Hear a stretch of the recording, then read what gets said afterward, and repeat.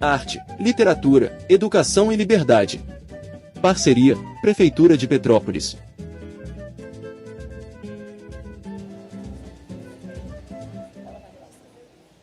Agora sim, valendo. Boa noite a todas, todos, todes. Uma alegria estar aqui em Petrópolis, na primeira FI Petrópolis. Agradecer ao meu amigo Afonso Borges pelo convite, pela convocação, a bem da verdade, né? Eu estou até um pouquinho nervosa de estar entre essas duas mulheres incríveis. Antes de eu fazer minha audiodescrição e a gente começar... Conceição Evaristo e Rosisca Darcy de Oliveira. Flávia Oliveira.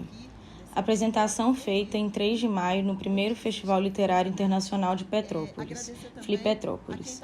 Esta acontece em um palco elevado que possui 3 cadeiras intercaladas por 2 mesinhas que carregam copos com água e livros.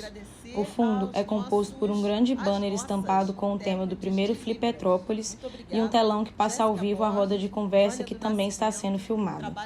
À frente é possível ver as primeiras fileiras da plateia. Os palestrantes se assentam nas cadeiras dispostas no palco. Da esquerda para a direita, a primeira pessoa sentada é Rosisca Darcy, uma senhora branca de cabelos lisos de tom grisalho, cujo comprimento lhe passa um pouco o ombro. Ela traja bata e calça branca. Pendurado no pescoço, usa um pano estampado de tons vermelho, verde, preto e branco, e o crachá dos participantes do evento. A segunda pessoa sentada é Flávia Oliveira, uma mulher negra de cabelos cacheados castanhos que lhe estão presos num rabo no alto da cabeça.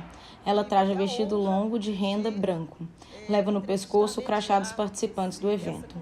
A terceira e última pessoa sentada é Conceição Evaristo, uma mulher negra de cabelos cacheados de tom grisalho que lhe estão presos no alto da cabeça por um rabo. Ela usa um vestido longo listrado verticalmente em tons de azul escuro, azul claro e branco. Leva no pescoço o crachá dos participantes do evento. No canto inferior direito do vídeo em questão está do início ao fim a intérprete de Libras, sendo ora uma mulher negra de cabelos ondulados e blusa preta, ora uma mulher branca com os cabelos presos e blusa preta. Elas traduzem simultaneamente tudo o que está sendo falado. De tempos em tempos, a plateia é filmada e é possível ver que está cheia. 60 anos da ditadura militar, civil-militar, como queiramos chamar, no 31 de março ou no 1º de abril, a juventude de vocês teve 2 experiências absolutamente diversas em relação à ditadura. Conceição Evaristo é uma mulher que nasceu, cresceu na Belo Horizonte, da favela Penduraçaia, que foi removida nos anos 70.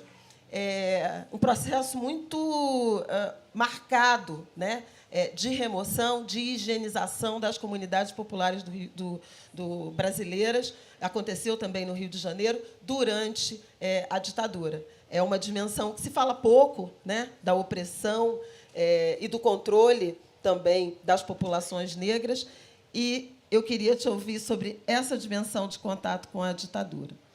Rosisca era uma jornalista perseguida, formada em Direito, mas tornada jornalista, que foi para o exílio, em 1970. E meu amigo Marcelo Lins, colega de Globo News, vocês devem conhecer, tem a memória do quanto você e Miguel, a partir da embaixada em Genebra, ajudaram brasileiros igualmente exilados, e a partir e desde Genebra, na Suíça, denunciando a tortura nos porões da ditadura. Então, vejam, 2 experiências, né? 2 vivências muito particulares a partir de origem e destino dessas mulheres. Eu vou começar com a Conceição e depois Rosisca. Eu vou chamar as 2 de você. Eu sei que não é a norma culta do jornalismo, mas nós somos muito amigas, então não repitam o que eu vou fazer agora. Dona Conceição e Dona Rosisca, 2 senhoras, mas não repitam. Conceição, meu amor, sua memória desses anos, dos anos 70, dessa experiência de remoção, essa experiência do povo negro favelado com o arbítrio daquele regime na Belo Horizonte de 1970. Certo, boa noite a todas, a todos e a todos. É um prazer estar aqui com Rosisca, porque eu relembro, em 94, Rosisca foi minha professora quando eu estava fazendo o mestrado na PUC. Flávia é uma irmã, né? Flávia é uma irmã, e irmã... Acho que a gente não agradece irmã, né? Irmã a gente abraça, né, e sabe que está ali. E Flávia sempre me emociona, eu sempre gosto de estar com Flávia, porque eu gosto de estar com Flávia. Por isso, porque eu gosto de estar com Flávia. Muito obrigada, Afonso. Cadê o Afonso? Muito obrigada a coordenação do evento. Para mim, é sempre uma alegria estar numa feira de livros, ser homenageada pela minha escrita, pela minha literatura. É uma experiência que cada vez mais me coloca na certeza da literatura como direito, tanto direito de leitura como direito de produção. Então, deixa eu te interromper, que faltou a audiodescrição. Sim, a audiodescrição, perdão. Eu sou uma mulher negra, estou também como Flávia, como afro-puff, tenho o cabelo mais para branco do que grisalho, estou com um vestido azul de lista. Na verdade, eu estou meio frustrada, porque eu queria estar com meu vestido branco, mas eu cheguei de Belo Horizonte, arrumei a mala, não imaginei que eu ia pegar uma sexta-feira no meio do caminho. Então, estou com um vestido azul de listas, branca e azuis, e estou com um brinquinho bastante curto, ao contrário do que eu uso sempre, que é um brinco bem grande. Bom, a experiência da ditadura, Flávia, é uma coisa que eu pouco falo, porque foi uma experiência muito dolorosa também, mas eu pouco falo porque talvez uma questão pessoal mesmo, né? Eu acho que falta na história da ditadura um relato a partir das classes populares, né? Os relatos que nós temos da ditadura, que são relatos verdadeiros, relatos que ajudam a entender a história do Brasil, mas a maioria é composta de relato a partir das classes médias, a partir de intelectuais, e tem muito pouco relato a partir de uma experiência operária. E eu vivi essa experiência, entende? Eu era de movimento de igreja, JOC, Juventude Operária Católica. Eu era nova, numa experiência intelectual, não sou eu, mas muitos jovens que estavam conosco naquele momento, e a gente tinha uma atuação popular, uma atuação em busca de justiça, mas nós não tínhamos teoria. A gente não tinha nem muita noção do que nós estávamos fazendo. E, quando veio a ditadura e todos os movimentos de base foram perseguidos, JOC, que era a Juventude Operária Católica, que era o grupo que eu pertencia em Belo Horizonte, os padres, que naquela época eram padres, e depois muitos deixaram a batina e seguiram outros. E tem um relato muito interessante de padre, eu ainda digo padre, de Michel Levin, lá de Belo Horizonte, que eram os padres do Horto, e o Michel foi preso, e todo o grupo foi perseguido. E, então, né, a favela, que a gente já estava num processo de desfavelamento, A minha família foi perseguida. Eu vim para o Rio de Janeiro, eu não entendi o que estava acontecendo, e minha mãe e meus irmãos contam que iam à feira livre e tinha sempre alguém atrás deles. Inclusive, chegaram na minha família e falaram com a minha mãe que, se minha mãe não me dissesse aonde eu estava, eles iriam pôr fogo no barraco. Então, tem...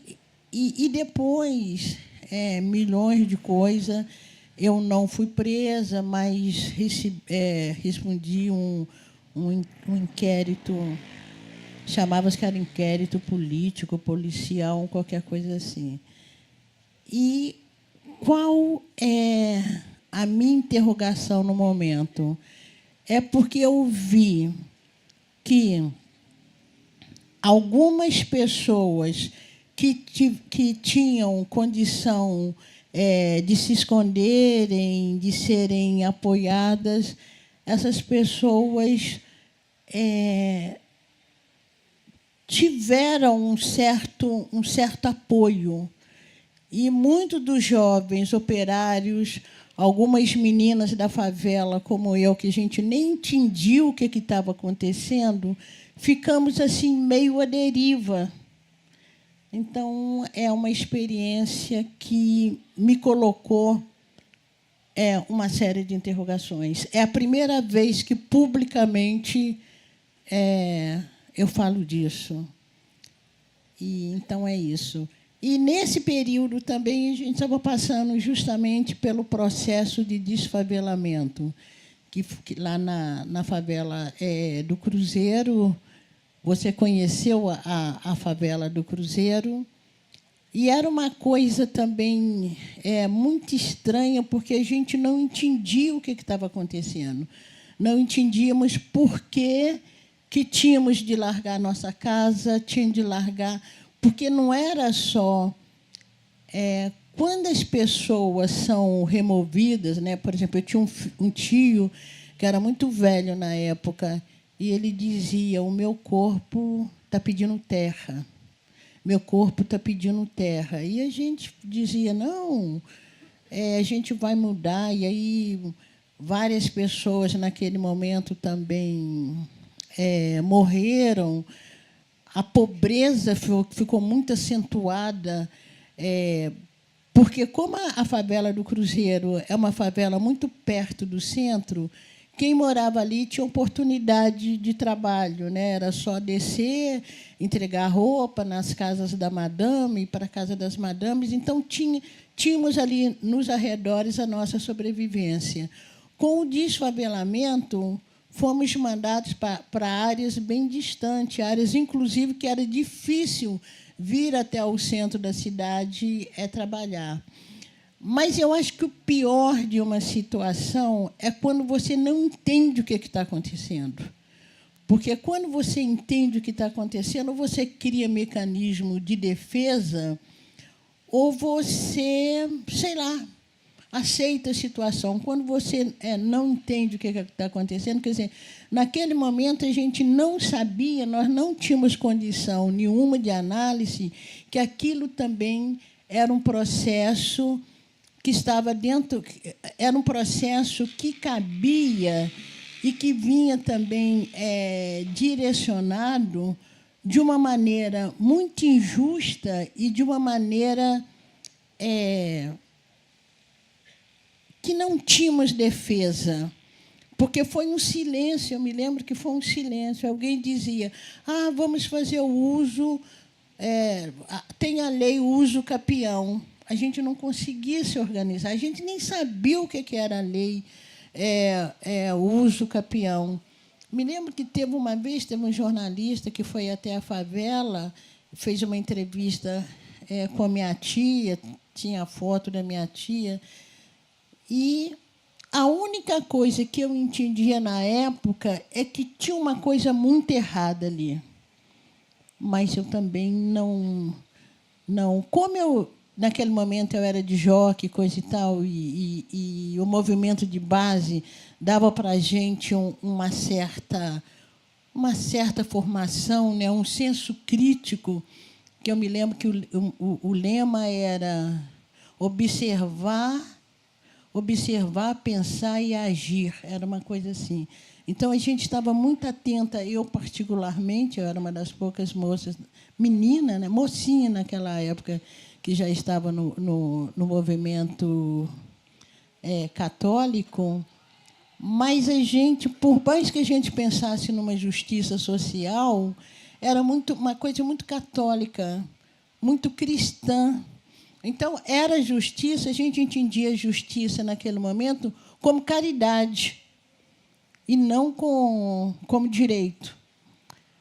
E, ao lado disso, né, tem essa história da perseguição, do DOPS. Né? Eu me lembro que o meu quarto, eu não sei nem como me chegaram essas imagens, mas o meu quarto tinha uma imagem de Angela Davis, que, nos anos 70, que eu começo a usar Black Power em Belo Horizonte. Eu falo que 3 mulheres usavam Black Power em Belo Horizonte.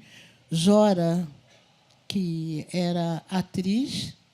Ana Davis, que foi a primeira jornalista negra ainda na TV, acho que era a TV Tupi de Belo Horizonte, e eu. Então, eu tinha no quarto uma série de imagens de líderes negros afro-americanos, porque esses líderes negros chegaram primeiro para a gente, e o DOPS entra na minha casa e leva. Eu não conseguia fazer essa conjunção.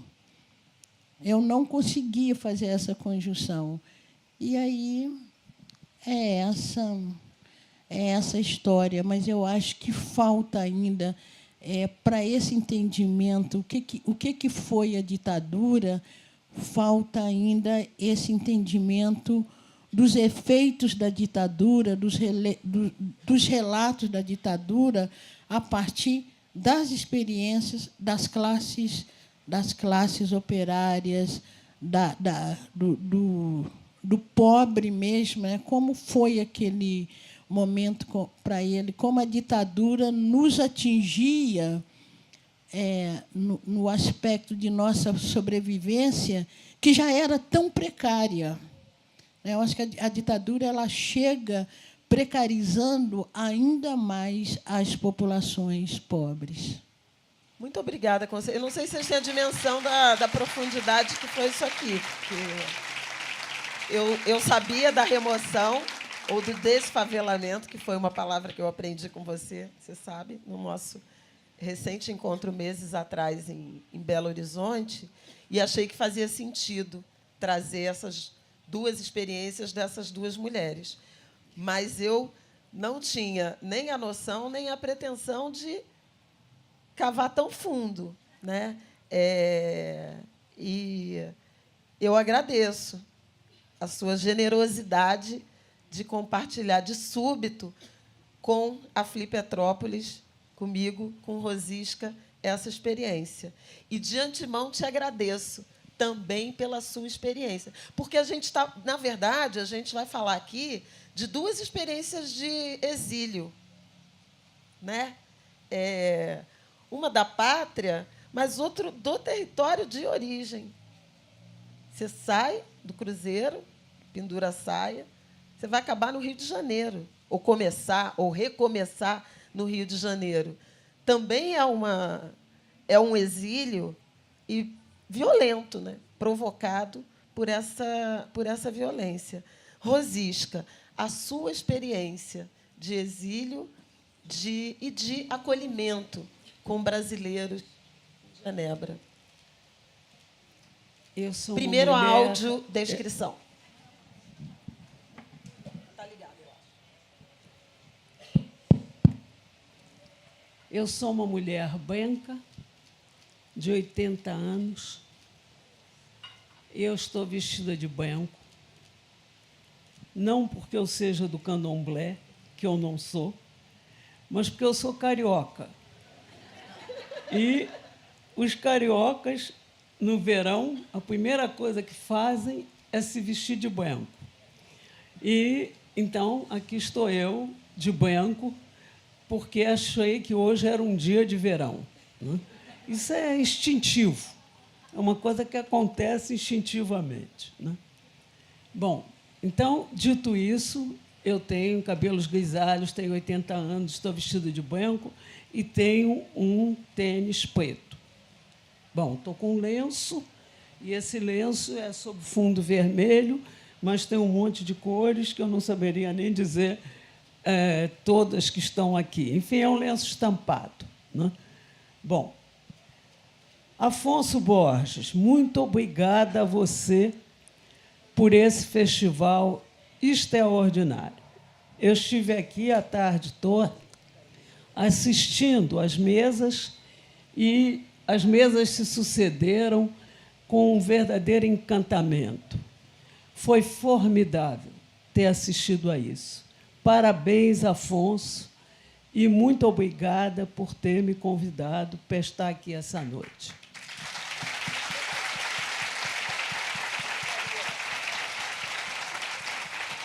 Cadê ele? Grande Afonso, Dom Afonso.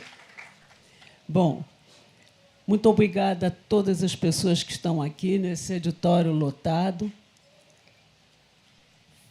Conceição, um prazer te rever, realmente, para vocês verem que eu sou já uma senhora muito entrada em anos. Eu fui professora da Conceição. Por aí vocês veem, né? Tive esse prazer de ser professora dela.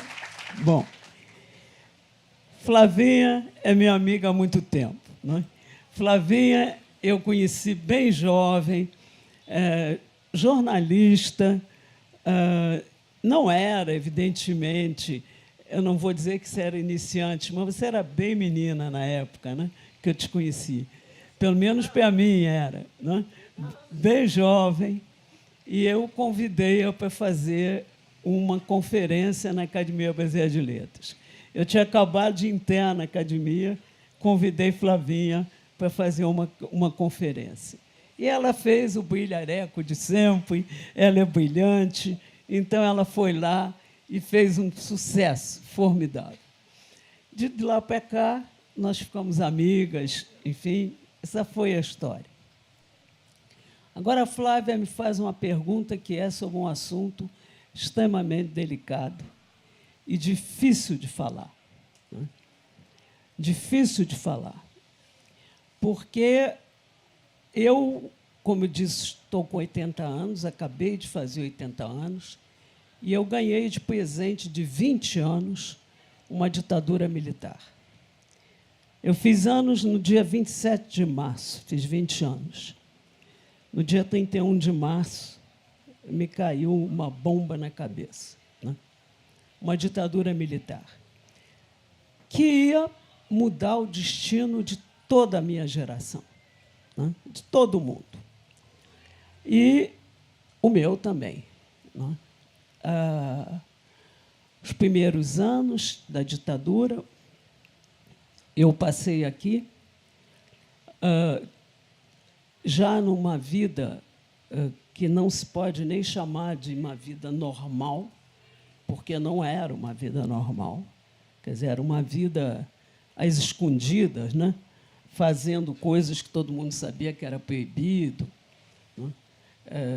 Enfim, sentindo o peso da ditadura. Mas é interessante, quando a Conceição disse há pouco que não entendia o que estava acontecendo, né? Eu acho que nós também não entendíamos. Eu acho que não entendíamos a extensão da tragédia.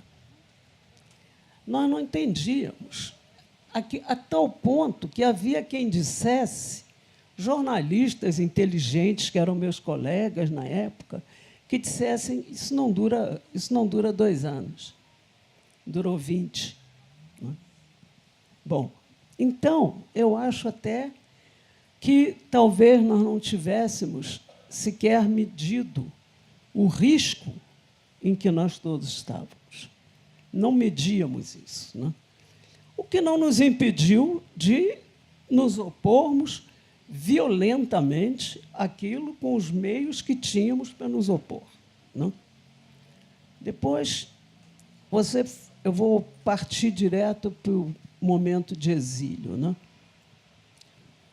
Eu estava em Genebra e eu era casada com um diplomata, com quem eu sou casada até hoje, que está sentado ali, né? Ei, Miguel. 1970, né, Rosisca? Miguel Darcy de Oliveira. Meu marido. 1970. 1970. E nós fazíamos parte de uma rede de difusão no exterior. Era a nossa parte clandestina na história, né? Nós fazíamos parte dessa rede, que era uma rede de difusão do que acontecia dentro das prisões no Brasil. Isso porque, apesar do imenso sigilo que pesava sobre a questão das torturas, havia gente dentro das prisões suficientemente corajosa para dar os depoimentos. Por exemplo, eu me lembro bem disso, descrever fisicamente os torturadores.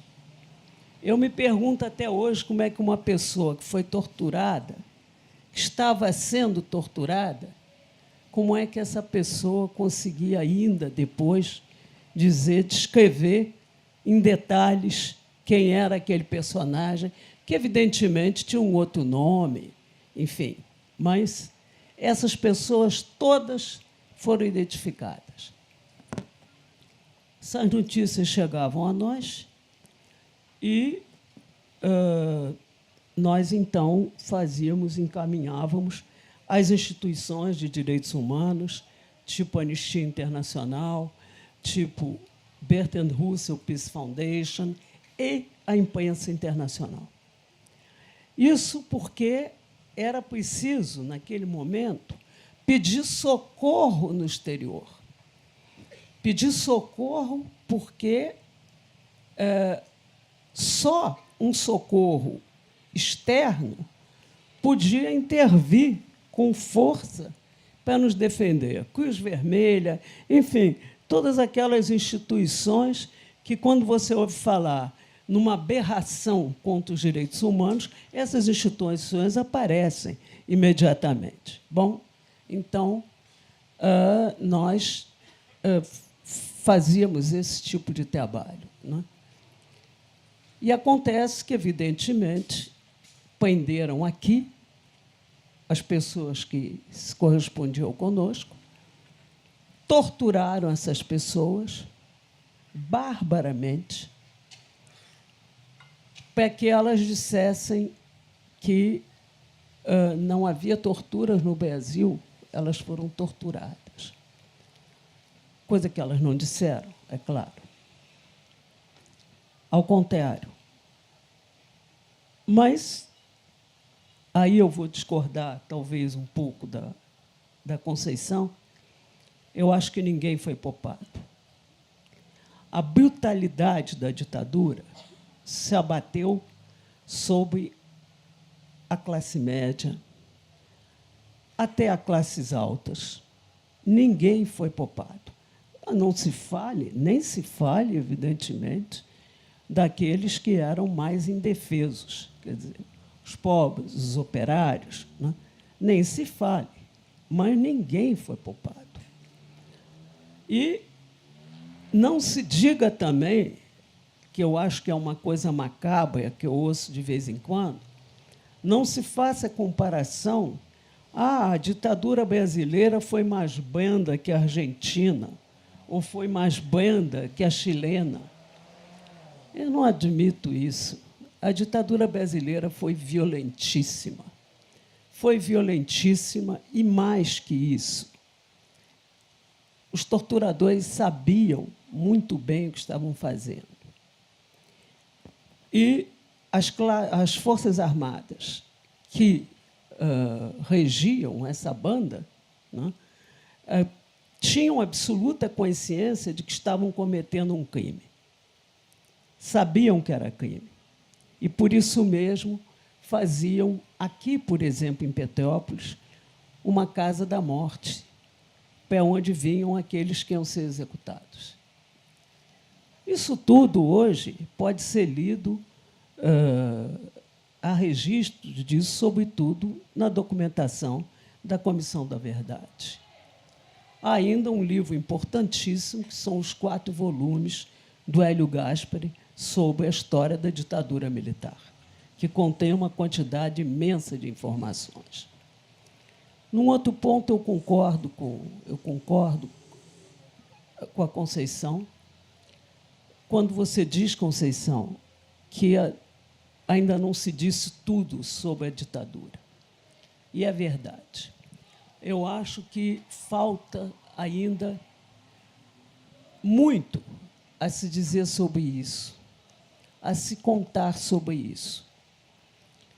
E eu não preciso dizer a vocês, por exemplo, coisa que eu também nunca disse em público, não me lembro, talvez, de ter dito em público, que o Miguel, meu marido, que está ali, foi chamado ao Brasil, foi chamado supostamente a serviço, preso, e desapareceram com ele.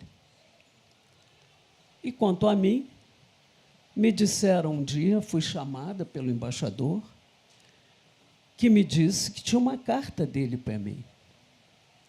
E, evidentemente, o meu marido estava desaparecido. Então, eu fui buscar a carta e fui presa dentro da embaixada. Então, fui interrogada durante 12 horas. Então, nós vimos a ditadura de perto, de muito perto. E, evidentemente, que eu consegui sair de lá por milagre, que não vem ao caso aqui, mas eu consegui sair e pedi imediatamente asilo político. Imediatamente. A partir daquele momento, eu me considerei uma prisioneira e uma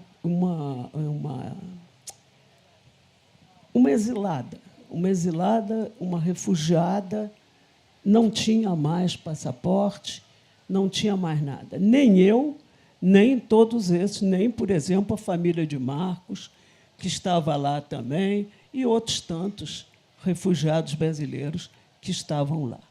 Bom, qual é a experiência do exílio? A minha, pelo menos.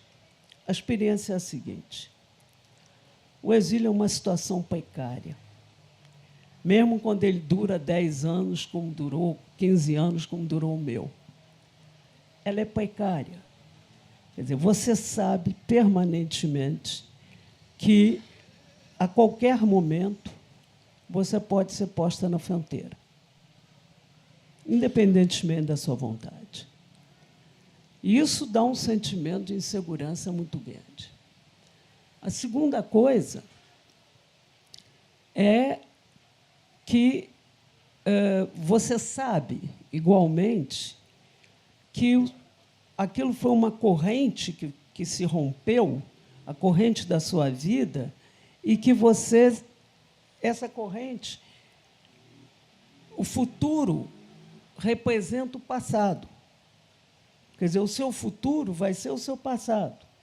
A corrente vai se prender nesse elo quebrado. Mas você tem uma vida para viver no meio. Quando é que vai ser isso? No que me concerne, eu percebi, assim, estupefacta, não é? Que aquilo era muito monstro, era muito pior e muito maior do que eu mesma tinha imaginado. Não é? E que, possivelmente, eu poderia nunca mais voltar para o Brasil. Nunca mais poder voltar ao Brasil. Isso não era uma fantasia minha. Havia refugiados da Guerra da Espanha com quem nós convivíamos que morreram lá, sem nunca ter podido voltar. Então, esse sentimento de precariedade, quer dizer, de vida numa areia movediça, foi um sentimento muito difícil. Agora, no meu caso, houve um detalhe que eu acrescentaria, quer dizer, dois que eu gostaria de acrescentar, um muito negativo e um muito positivo. O muito negativo é que acontece que eu era escritora, né? E não há nada pior para um exilado do que a perda da língua materna. É uma coisa terrível. Para um escritor, a perda da língua materna é absolutamente, é como para um pintor a perda do movimento das mãos. É isso, mais ou menos. Então, isso, para mim, foi uma coisa que eu vivi muito dramaticamente. Eu me lembro que Ana Maria está aqui, Ana Maria assistiu isso. Quando eu tomei posse na Academia Brasileira de Letras, Ana Maria era presidente. E eu disse que eu retomava ali, tinha um impacto muito forte para mim, porque era uma retomada da língua portuguesa, né? Um reconhecimento de obra escrita em português, e uma obra que tinha sido muito odiada, e começado em francês. Meus 2 primeiros livros foram escritos em francês, né? Então, e é horrível. Eu costumo dizer, Conceição, que quando eu cheguei na PUC e dei pela primeira vez uma aula em português, depois de ter passado 10 anos dando aula em francês, a minha sensação foi de ter tirado um sapato apertado. Entende? Você tira um sapato apertado, enfim, a sua língua. Isso é uma coisa fantástica, né, como experiência. Quer dizer, dessa retomada da língua e, ao mesmo tempo, a sua perda. E a outra coisa, que essa, para mim, foi fundamental, essa é a coisa positiva, foi encontrar o país das mulheres, né? Isso eu acho que foi libertador, ao máximo. Né? Ao máximo. Porque ali eu tinha passaporte. Ali eu tinha um direito de nascença, né? Eu trazia no corpo essa marca, né? E tinha fé na vida. Então, ali nascia o movimento feminista, ao qual eu me juntei desde os primeiros dias do movimento feminista. E, viva! Viva o movimento feminista! Viva! É isso mesmo. Viva o movimento feminista. Eu acho. Eu ia falar... Bom, eu avisei que era sobre aproximações e distanciamentos, e a gente está agora exatamente nesse enredo. Né? A gente está exatamente nesse enredo. As experiências que aproximam e que afastam. Meu próximo assunto era justamente o feminismo. Você me deu a deixa perfeita. Eu não sei quanto tempo a gente tem. Eu não quis eu falei demais. Interromper. Não, as duas falaram o tempo certo. Mas 1 hora, né, 1 hora de relógio, como dizem na Bahia, não cabe nessa conversa. Afonso, tinha que ter uma mesa de 3 horas. Eu acho que todo mundo vai concordar com isso. Mas essa não é uma conversa com possibilidade de interrupção. Então, a gente tem mais 15 minutos. Então, vamos tentar. Não, já é porque eu quero... Já se passaram 45 minutos. Caraca. Mas ninguém notou, né? Cortamos muito mal. Foi muito incrível. Não. É muito profundo ouvir essas duas experiências por várias razões. Pelo que eu mencionei sobre origem, né, de cada uma, origem e destino, por serem duas mulheres, nascidas nos anos 40 do século XX, lúcidas, ativas. Também sobre... Eu estou muito imbuída nessa ideia do etarismo, né? Do silenciamento dos idosos, do isolamento. A gente vem de uma experiência muito dolorosa, né? de isolamento também a partir da pandemia, e tenho muito tentado ouvir ou enxergar esses sinais. Então, eu acho que, sem falsa modéstia, né, eu acho que essa mesa tem uma contribuição muito importante na direção dessa escuta, né, de vozes de mulheres como vocês. Porque foram menos ouvidas as mulheres. Né? Não somente as mulheres negras, as pessoas negras, os operários, mas as mulheres de modo geral. Né? É uma história que foi muito manipulada, contada, apropriada pelos homens. Então, é muito importante isso. Aqui já tem os 3 livros aqui. Eu só posso falar Acho uma que todo coisa? mundo concorda, né? Tem os 3 livros aqui. Você pode fazer o que você quiser. A gente só tem 15 minutos. Tem que ser 7,5 para um e 7,5 para outro. Não, é rapidinho. Porque a Rosisca está dizendo da idade dela de 80 anos e que ela foi minha professora. Mas eu tenho que dizer que ela foi minha professora no mestrado, quando eu entrei com 44 anos para o mestrado na PUC, e que Rosisca tem 80 e eu tenho 77.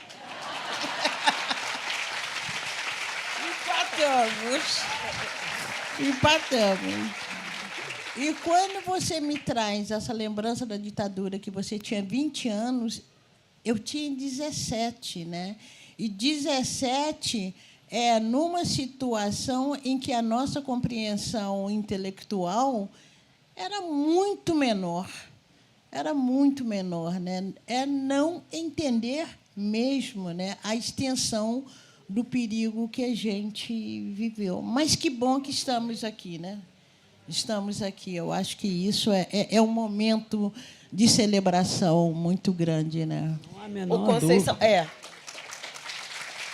não é trivial, né? Não é trivial para nenhuma das duas, para nenhum de Agora, nós. Né? A Flavinha, idade, a lucidez e a posso falar possibilidade uma de coisa dialogar. sobre o que etarismo? você quiser. Antes do feminismo? Bom, porque Por do favor. feminismo podemos falar no Vamos gastar mais 45 minutos. Não, a Miriam não. Leitão está só me olhando ali, que a mesa dela é a próxima. Não, mas eu queria falar um pouco dessa história do etarismo, que eu estou muito interessada nisso, tá? Vou abrir só um parênteses, tá? É o seguinte, eu acho essa palavra muito simpática, entende? Eu acho que é importante falar disso e tal. Agora, é o seguinte, quem te constitui como velho é o olhar dos outros. Pergunta para ela. Fala aí, Entende? Conceição. É o olhar dos outros. Porque, sinceramente, eu no outro dia estava dizendo isso e repito, eu acho que com 80 anos, se alguém espera que eu vá ter 80 anos, se engana. Porque eu tenho dentro de mim uma criança, uma adolescente, uma mulher adulta e uma senhora de 80 anos. Agora, cada uma dessas faz a sua irrupção quando ela bem entende. Então, é verdade. É verdade. Então, sabe, eu acho que quando você entende isso, que é o olhar do outro que te constitui, que está dizendo que você tem um determinado lugar, que você tem que ficar ali porque você é velha, porque isso, por aquilo outro, entende? Você sabendo que é esse olhar que está te constituindo, se você tiver uma fidelidade a você mesma, está pouco se importando. Entende? Quer dizer, você não vai se submeter nem a esse lugar que querem te dar, nem ao comportamento que querem que você tenha. Você não vai ter.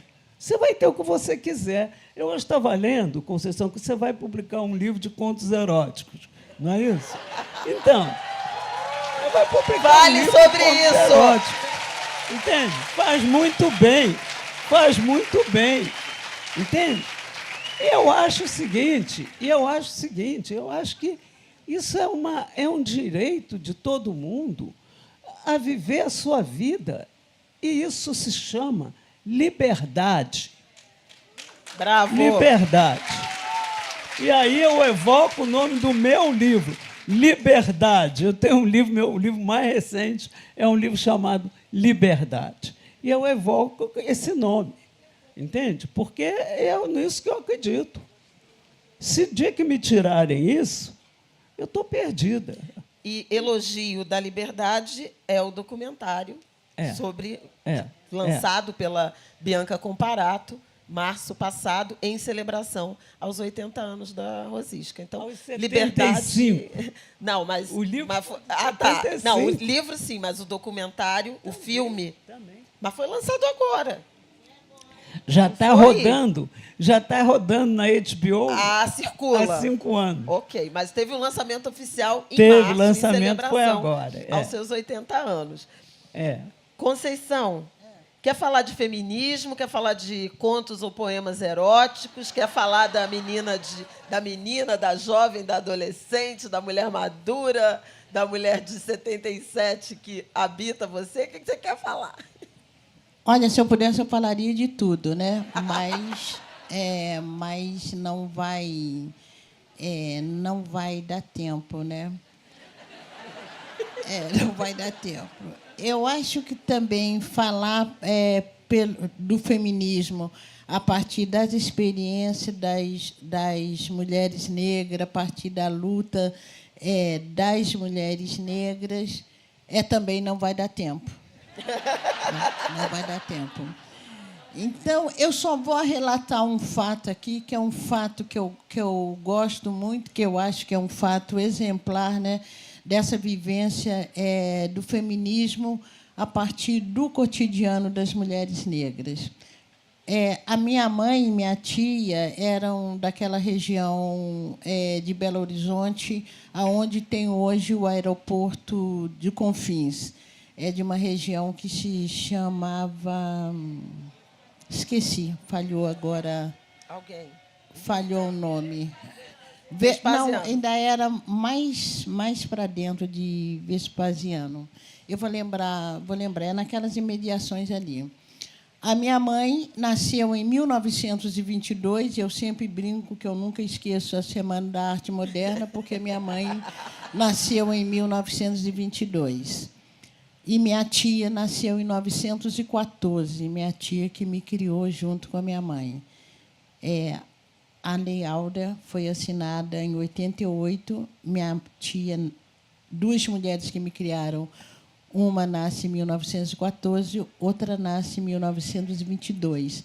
Então, elas tinham muito viva, né, essa lembrança da escravização das avós, das mulheres que as antecederam.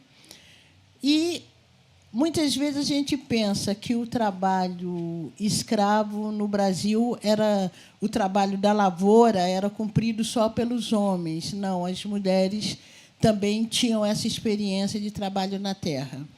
E elas contavam que as mulheres estavam com dificuldade de conseguir trabalho nas fazendas daquela localidade, porque tinha um discurso que o trabalho dos homens rendia mais do que o trabalho das mulheres. Então, as mulheres que tinham essa experiência também de trabalhar na terra não estavam sendo contratadas. Imagina o trabalho de mulheres contratadas logo após a assinatura de Lei Áurea, que tipo de contrato que era também. E aí, o que essas mulheres faziam? Essas mulheres trabalhavam em mutirão. Então, junto elas lavravam a terra, junto elas semeavam, junto plantavam, colhiam, coisa e tal. Terminado esse período, perceberam que o trabalho das mulheres rendia tanto quanto ou mais do que o trabalho dos homens. Então, essas mulheres voltam novamente a ser contratadas pelos fazendeiros. Eu sempre reflito isso como uma tática de sobrevivência que essas mulheres cumpriam, né? Uma experiência de cumplicidade muito grande para enfrentar o poder da época. Quer dizer, eu acho que essas são lições também que as mulheres negras, mulheres pobres, deixam e que marcam a história do feminismo brasileiro, né? a partir das classes operárias. O que eu chamo a atenção sobre isso? Essas experiências, por essas mulheres não terem o poder da escrita, essas experiências não foram registradas.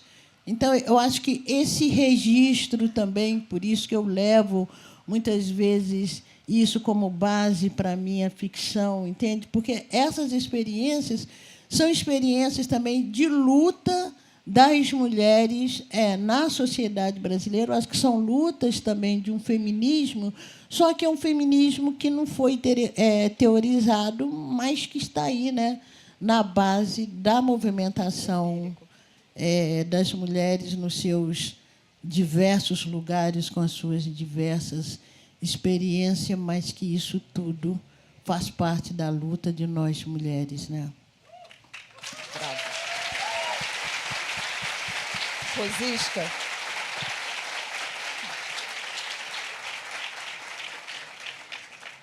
Olha, eu gosto muito quando você usa a palavra cumplicidade. Porque eu acho o seguinte, o feminismo foi uma confidência politizada, uma conversa entre mulheres. E é interessante, porque, como eu tive a oportunidade de estar com vários movimentos em vários países do mundo, ele é igual em toda parte, nisto. E é uma conversa entre as mulheres, e que cria essa cumplicidade. E essa conversa gira em torno, e daí vem a força, eu acho, do movimento de mulheres, que eu nunca gostei muito de falar do movimento feminista. Digo por quê? Porque parecia uma vanguarda. Eu sempre falei o movimento de mulheres, porque eram... E hoje eu falo das mulheres em movimento, não mais do movimento de mulheres, mulheres em movimento. Todo mundo está em movimento. Todas as mulheres no Brasil, felizmente, estão em movimento, pelo menos uma grande maioria, né? E eu acho que isso provém do fato que a matéria mesmo do feminismo é a vida real, é a vida vivida. Então, você estava descrevendo uma circunstância de vida vivida, aquelas mulheres trabalhando na lavoura juntas. Aquilo ali é uma circunstância de vida, é alguma coisa que elas partilham como vida real. E eu acho que a força do feminismo foi ser baseado na vida real. Quer dizer, de que a gente falava? A gente falava do que nós vivíamos. E aí aparecia aquela perplexidade. Eu, por exemplo, fazia parte de um grupo lá no exílio, de um grupo em que tinha suíça, alemã, espanhola, portuguesa, brasileira, argentina, enfim, tcheca, todas as nacionalidades. Mas que coincidência que as nossas vidas se pareciam tanto. Que coincidência, né?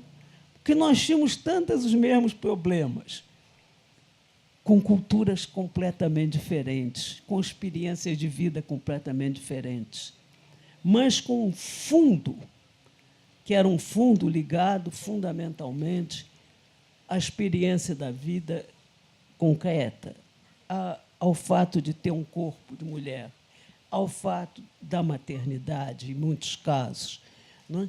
E, por aí afora, as experiências de vida. Depois vêm as diferenças, claro, que nós todas sabemos, já falamos disso muitas vezes, inclusive, né? Para dar um exemplo, eu tive uma grande companheira no movimento feminista, que foi a Sueli Carneiro, uma grande companheira. E a Sueli sempre insistiu nesses pontos. A Sueli sempre falou das mulheres negras, né? E da experiência específica das mulheres negras, que era verdadeira, né? Então, mas para mim, o que fica é essa vida, a vida vivida das mulheres, que elas todas passaram por mais ou menos algumas coisas que são denominador comum, né? Eu acho que a experiência do corpo é uma delas, né? A outra, eu acho que a experiência do medo da violência, a violência que pega todo mundo. Eu vou te dizer uma coisa, eu conheci muitas mulheres na vida, mas muitas. Eu presidi o Conselho Nacional dos Direitos da Mulher, eu andei pelo Brasil inteiro, falei com mulheres de todo tipo. Eu nunca encontrei uma única, que me dissesse que jamais, em qualquer circunstância, com ou sem razão, às vezes sem razão, mas não temeu um estupro. Todo mundo temia. Numa rua escura, num elevador, dentro de um táxi. Em mil circunstâncias, eu posso descrever muitas. Dentro de casa. Você provavelmente vai descrever tantas outras. Eu tive uma amiga que trabalhava comigo que foi estuprada dentro de um táxi.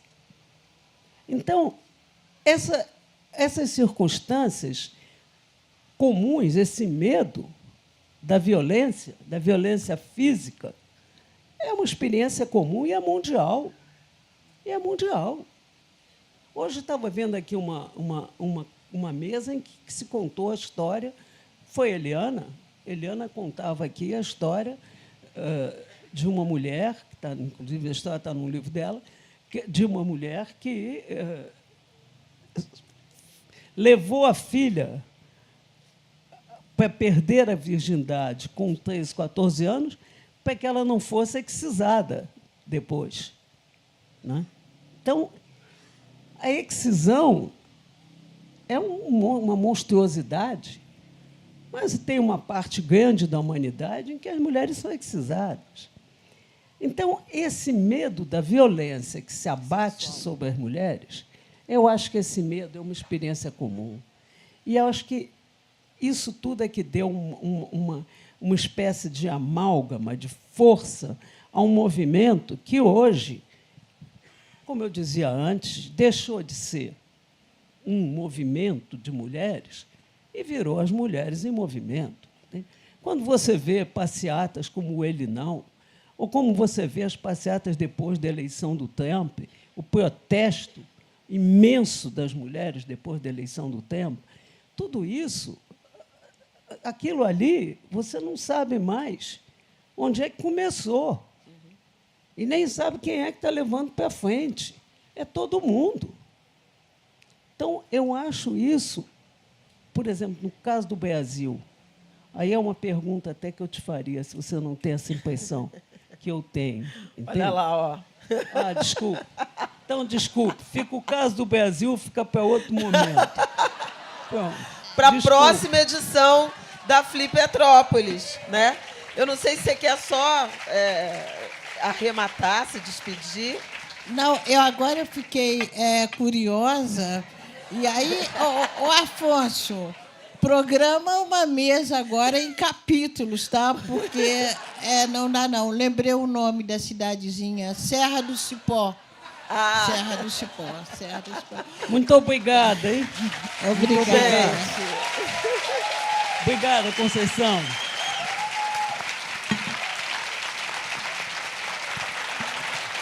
Eu agradeço muitíssimo. Obrigado. Agradeço demais. Conceição Evaristo, Rosisca Darcy. Ficou com gosto de quero mais. Tinham mais coisas sobre educação. Paulo Freire, que aproxima vocês. 2 educadoras, 2 professoras. A gente ainda tinha muito enredo, né? A gente ainda tinha muito enredo. E fica para a próxima edição da Flipetrópolis. O caso do Brasil. Já tem até nome a mesa. O caso do Brasil. O caso do Brasil. Ainda faltou o enredo todo para a gente pensar. Ainda tem a literatura. Ainda tem a literatura. Ainda tem a academia, gente. A BL, Academia Mineira de Letras, Academia Brasileira de Letras, ambas imortalizadas. Muito